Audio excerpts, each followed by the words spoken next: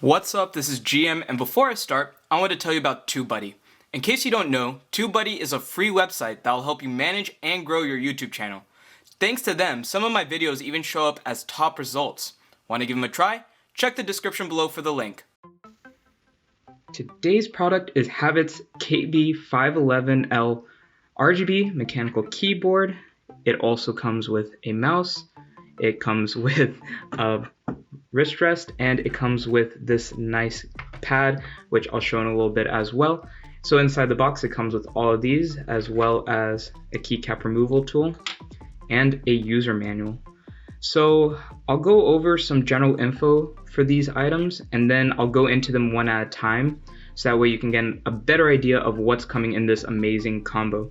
But personally, I just want to say that if you're trying to start a new PC gaming setup from scratch and you don't know what to get, I suggest buying this combo, because you pretty much get everything you need and it'll all mesh together really well, because again, this combo has everything you need. It's all RGB, all the lightings will work together.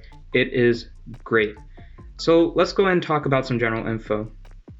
So this mouse is 7 RGB backlight modes, 6 DPI levels with a max of 4800, and it has programmable buttons. I actually have a separate review that I've done for a pink version of this mouse that you can check out as well if you need more information on it. The mouse pad over here has 14 lighting modes, and the area is 27.5 inches by 12 inches. Then the keyboard is a mechanical keyboard with blue switches, anti-ghosting, and 14 backlight modes. So as I've already mentioned, for the mouse, I've done a detailed review, and so I'm not really going to go into as much information about it, because again, you can just check out my other video for it. But I'll go ahead and plug it in real quick and show you what the lighting looks like on it, since I did it for a pink version last time. So here we have the mouse. As you can see, it has pretty nice lighting. I have a lot of light coming into the room as well, so let me go ahead and turn off one of them so the lighting's a little easier to see on the mouse. And you can change the lighting with this button right here. You can also program the different lighting and the buttons with a driver, which I personally like to use to customize the lights a little bit more and to change the DPI levels to what I personally like to use. I usually keep in a very narrow range, but that's up to you. You know, if you don't really need the driver, or if you don't have a Windows, because the driver only works on Windows, then honestly, all you really need is the mouse then. So it kind of works out. So I'm just going to go ahead and finish cycling through these colors.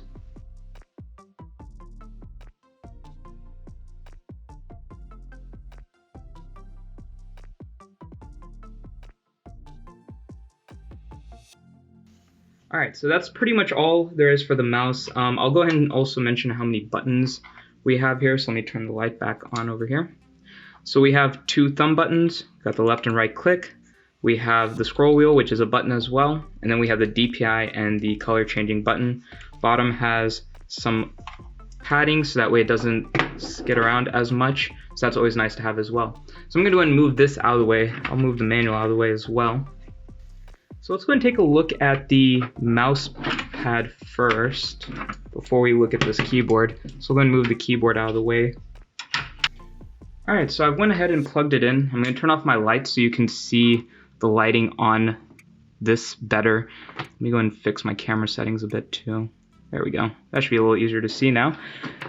So it only has one button on the side for controlling all of these light functions.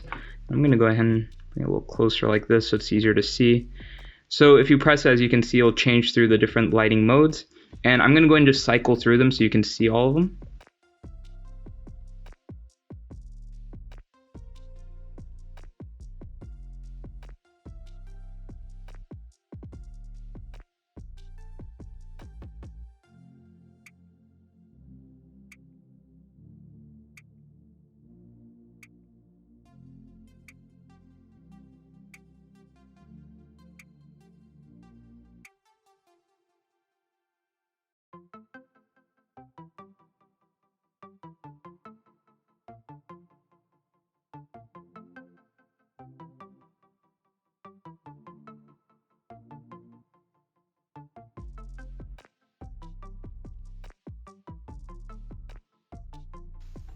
So that was all of the lighting modes. Like I said, it's a little hard to see it right now because of all the lighting I have in this room, plus the camera settings, but it is actually pretty bright. You know, obviously you're not gonna have as much light as I have coming in at once.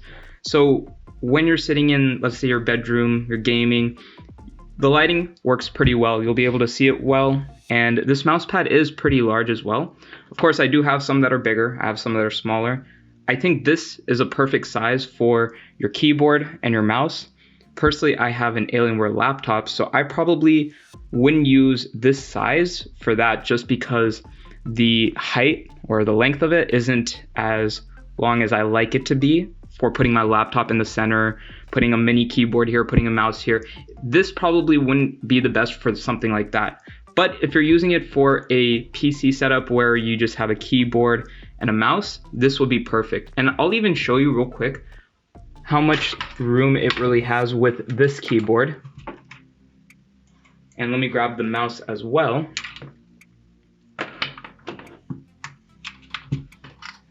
So as you can see, everything fits on here perfectly with room to spare. I'm not attaching the wrist rest just because it's a little bit cumbersome to get on.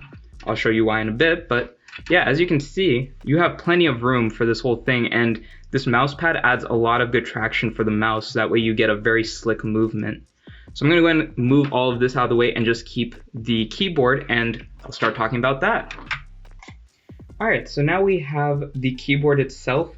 Let's start off by looking at the bottom of it.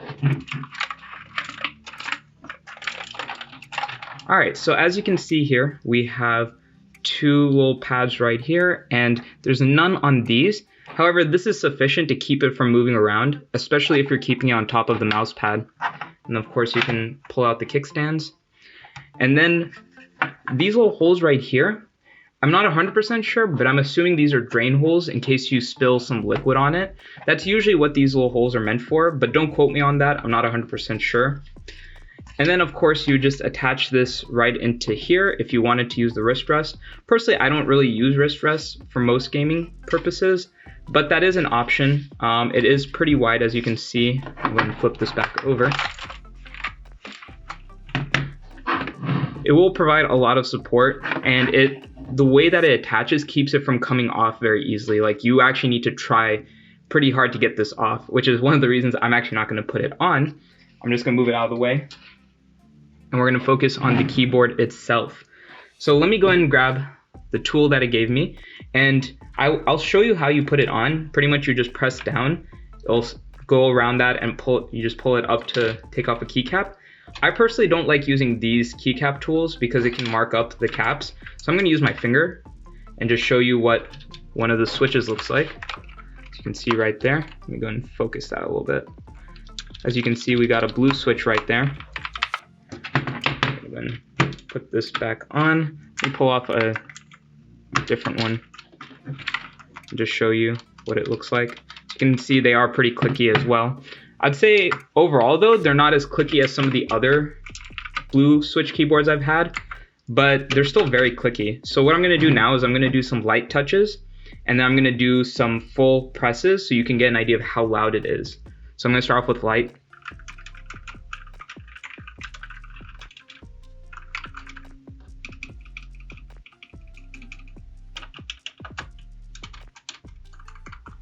So as you can tell on light touches, it's not super noisy. The spacebar obviously has good support because usually that's going to be one of the louder ones when you're doing soft touches. So it's connected, I believe, at 3 points on the bottom. Let me see. Let me take it off.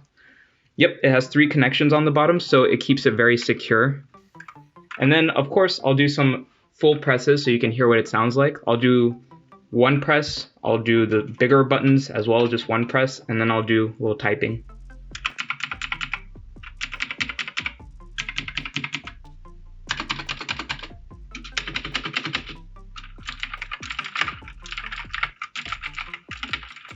So as you can tell, it is very clicky. It has that nice blue switch sound that people just love to hear.